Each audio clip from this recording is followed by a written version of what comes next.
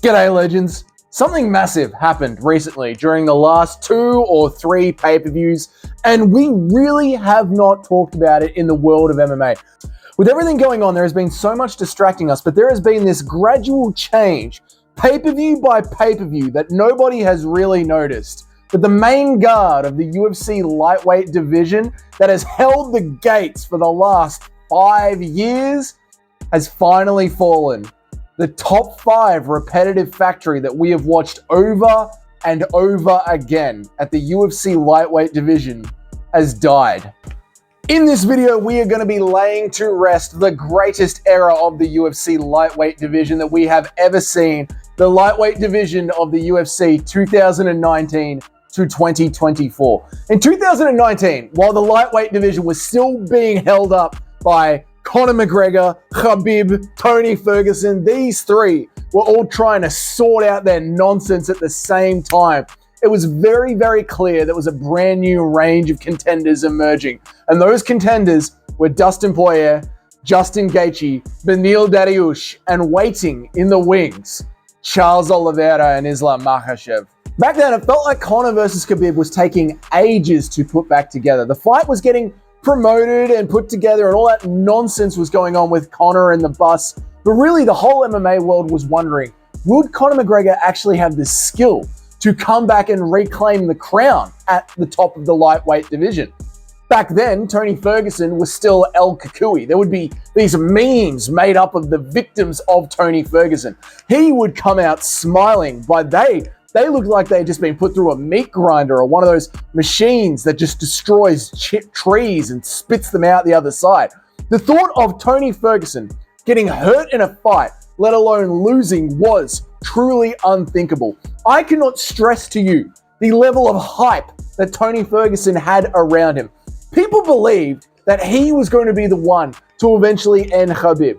With Tony Ferguson's just excellent elbows in the bottom position, his comfortability on the ground, imagining Khabib in top mount over Tony Ferguson, all your mind's eye would truly see is Tony Ferguson just smashing him with elbows in the face or latching up the perfect armbar.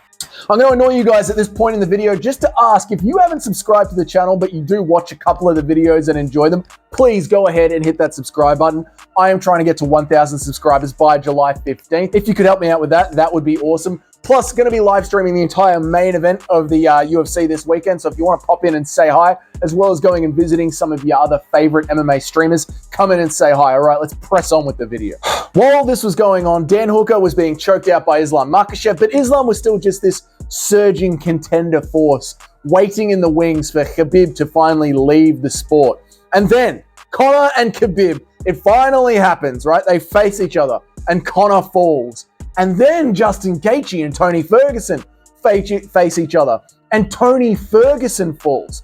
Michael Chandler eventually joins the UFC lightweight ranks and chins Dan Hooker, and goes to show that with Dan Hooker, it's not just because he was versing a Dagestani. It was time for Dan Hooker to completely restart and rebuild his career. He moved all the way down to the 145-pound division to try and show us just how well he can starve himself out. So, Gaethje and Ferguson, they're fighting each other, right? At one of the first title fights to ever be held at a closed arena, last minute because Khabib couldn't be there. And what we see next is Justin Gaethje and Tony Ferguson in just a scary way, and it must be a one-off for Tony Ferguson. No, next up for Tony is Charles Olivera, and now the real meat grinder of the top 5 that we've all enjoyed for so long truly begins. Charles Olivera puts Tony Ferguson away, and we have them. Finally, the Avengers, the Justice League, the UFC's top 5 lightweight division that we all know. Khabib / Makhachev, sort of the same archetype, right? Dustin Poirier, Justin Gaethje, Michael Chandler, and Charles Olivera. These 5 names go on to headline and co-main event pay-per-views for the next 4 years. Pretty much every 6 months, it's one of them. One versus the other. Charles would beat Dustin, Charles would beat Gaethje, Gaethje would beat Chandler, Chandler would go and give Dana White a blowjob, and Chandler would get thrown back in All the while, McGregor would lose to Dustin twice. This is all happening, and Islam Makhachev rises to the top. He fights Charles Oliveira, and he beats Charles Oliveira. And then MMA Twitter, the most important news source in the world, starts to complain, and they're sick of seeing the same guys fight each other over and over again.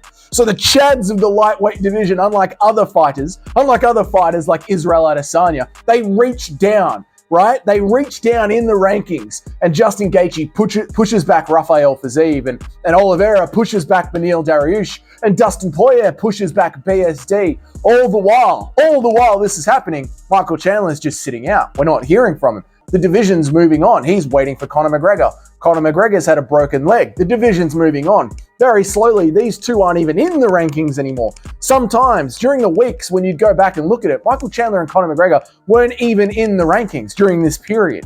So the churn is going on. We're all enjoying it. And then Charles Oliveira would be thrown in the cage against yet another hungry up-and-comer, Arman Tsarukyan. And although it looks like he visually won that fight, he did end up losing it on the scorecards. Justin Gaethje would welcome back at UFC 300, something that we all remember, the 145-pound king, Max Holloway, and get his ass handed to him, quite frankly. And recently, we all just saw Dustin Poirier have his very last shot at lightweight gold. And now all three of them, 3 of the top 5 of the lightweight Chads are sitting on a loss. The champion, Islam Makhachev, is peaking in age. He is a powerhouse on the ground and is exceedingly good at his striking as well. He has already banked a win against the next up-and-coming contender, Arman Tsarukyan. And even though he has never missed weight, he does have a hard time making the 155-pound weight limit. So he is also looking up to claim a second belt.